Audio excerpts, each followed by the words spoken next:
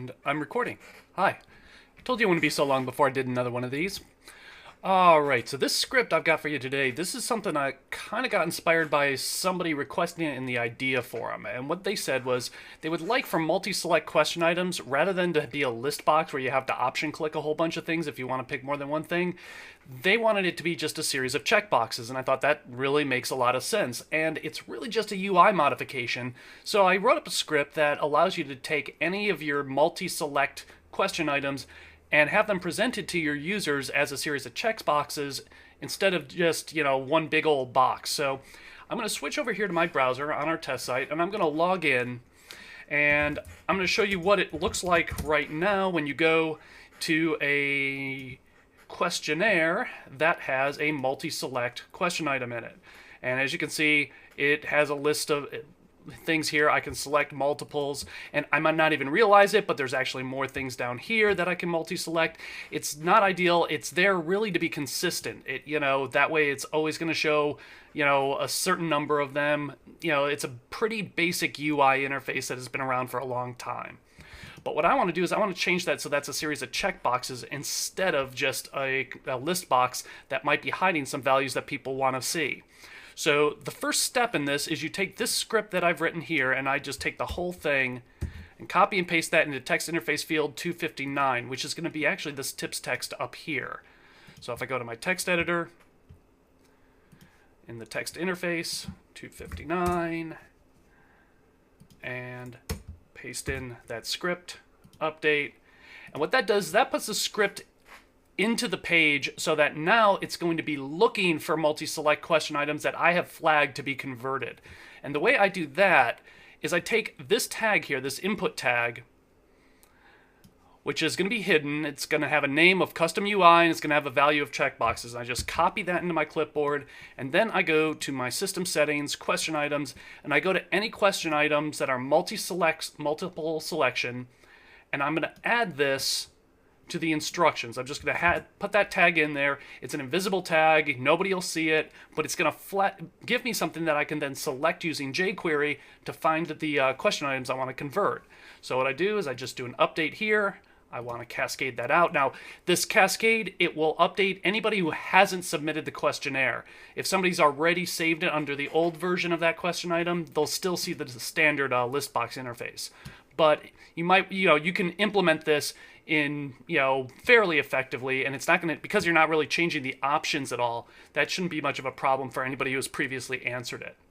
So now I've flagged that question item as a checkbox question item. So now when I go to this questionnaire, instead of seeing the list box, I see a list of question items that are like this. I see all of them listed there. I can save it and come back in.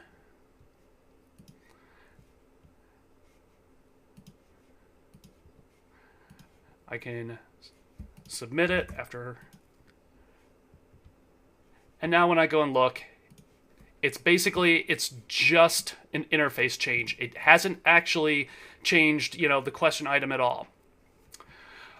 Like I said, this is, it's a pretty, standard way of doing things. I have a document ready function in this script. What it's doing is when it loads the questionnaire view, it's going to look for anybody that has an input tag with that custom UI name. And if it has that, first, it grabs all the existing checkbox options that'll be necessary. So it's going to look at the current page and go, all right, what are all the questionnaire options? Which ones do they already have selected? Because keep in mind, somebody might be returning to this questionnaire having saved it. So I've got to know which ones they've already selected. So it builds a couple of arrays with all that information, and then it hides the existing list box. That list box that we saw at the beginning, that just gets hidden. I set the CSS display to none. And then I have a routine that's going to go through that array that I created and build these checkbox interfaces using, basically it's going to create a div with the custom UI, the questionnaire name, and it's essentially just going to rebuild that list box, but this time with checkboxes.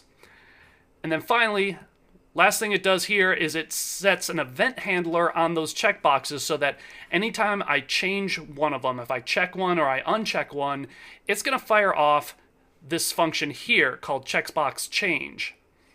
And so what it does is it says, all right, what changed? And it updates the hidden list box accordingly. So really what I'm doing is I'm creating a second interface with checkboxes, and anytime I manipulate that, it then sets the list box interface to be what I have set up in the checkboxes. Now keep in mind, this only happens on the applicant side. The admin still will see the old listbox interface. It will still appear in the old style there. If I go to edit it as an administrator, I'm going to see the old version of it. And this is something that, like I said, I put this script together, and it does it in a very basic way. Now, one thing that I might do in the future to sort of update this, I could see myself maybe adding in something where it puts it into 2 columns, so that if you have like a really long list box, you don't have like this huge long list of checkboxes. It maybe sets it into 2 or 3 columns. I could also see putting in some additional logic in here to do something that you can't do with a normal multi-select, which is provide a maximum number that you're allowed to select. So say you have a multi-select, but you don't want them to pick more than 3 options from it. Well, I could set in that event handler, that checkbox change function, I could have it say, well, hey, have they already checked 3 items?